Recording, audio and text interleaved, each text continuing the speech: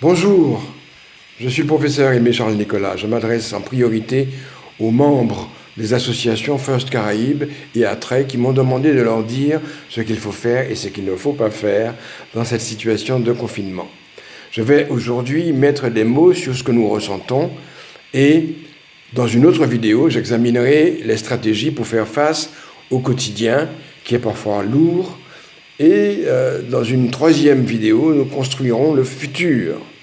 Ce que je vais dire n'est pas réservé aux membres des associations, mais peut-être utile à tous, mais vous prendrez chacun ce qui vous intéresse.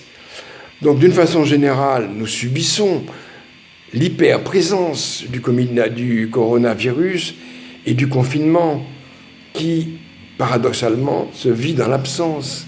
Hyperprésence, mais dans l'absence de liberté de sortir, l'absence de travail, l'absence d'école, de cinéma, l'annulation des manifestations musicales, sportives, annulation de l'examen du baccalauréat, l'hyperprésence du confinement dans tous les médias, dans les conversations téléphoniques, dans tout ce que nous disons, nous ne parlons plus que de ça.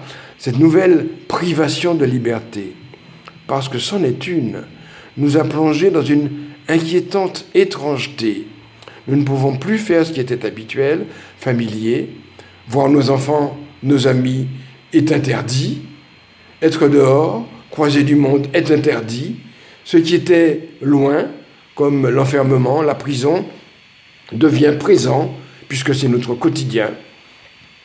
Et nous devons paradoxalement nous méfier désormais de l'autre, nous méfier de nos amis, porteur peut-être du virus mortel. Car la peur grandit. La peur qu'un de nos proches ne soit atteint et ne meure. La peur que la société pour laquelle nous travaillons soit en faillite ou nous licencie. La peur s'installe. La grande peur, la peur de mourir. À ce sujet, je vais vous raconter une histoire. Une histoire que raconte Bernadette Bricou. Messieurs et dames, il était une fois, il y a très longtemps, il y a bien longtemps, un pèlerin quitta son village et partit en pèlerinage. Sur son chemin, il rencontra une très belle dame, vêtue de blanc. Il lui demanda « Qui es-tu » ? « Je suis la peste. »« Que viens-tu faire ici ?»« Je vais visiter ton village.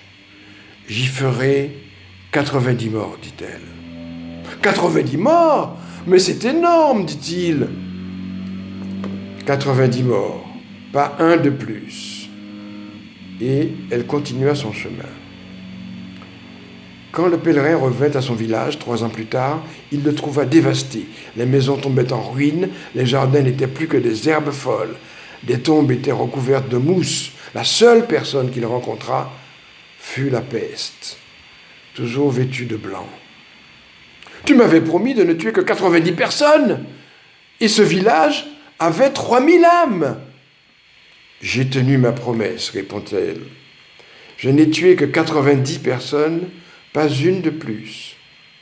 Tous les autres sont morts de peur. » La peur du coronavirus et la peur de la peste sont terriblement identiques par-delà les siècles. Cette peur est ici largement fondée. C'est une inquiétude. La cause est réelle. C'est une inquiétude. Dans ce cas, on peut rester totalement réaliste. On doit tout voir et pas retenir seulement les mauvaises nouvelles. Mensonge par omission. Il faut voir toutes les informations, y compris les informations positives. Le nombre de personnes guéries, par exemple. Les chiffres d'hospitalisation qui sont encourageants. Le confinement nous protège. En prenant conscience qu'il est impossible de tout maîtriser et de tout contrôler. Mais, comme dans le conte, la peur peut devenir excessive, irrationnelle. Elle augmente en intensité, avec l'impression d'étouffer, avec des étourdissements, avec parfois une douleur dans la poitrine. On pense avoir attrapé le virus. On imagine le pire. Attention, il faut réfléchir à ce qui vous fait penser que vous l'avez attrapé. En parlant autour de vous, en vous informant à nouveau sur les symptômes, les vrais symptômes du Covid-19. Pendant 10 minutes, vous allez faire des exercices de respiration. Vous allez respirer profondément, en gonflant le ventre, en faisant attention au trajet de l'air dans la poitrine, en se concentrant sur cette respiration, en se relaxant 8 à 10 minutes. Et puis, ce que vous pensez est important pour vaincre la peur. Portez attention à vos pensées. Pensez à ce que vous faites de bien. Pensez aux gens qui vous manifestent de l'estime. Pensez à ce qui vous fait du bien. Nous verrons, jeudi 9 avril, comment faire face au quotidien. Jeudi 9, comment faire face au quotidien. Et lundi 13 avril, nous verrons comment inventer l'avenir. Merci de votre attention. À jeudi 9 avril, même heure. Au revoir.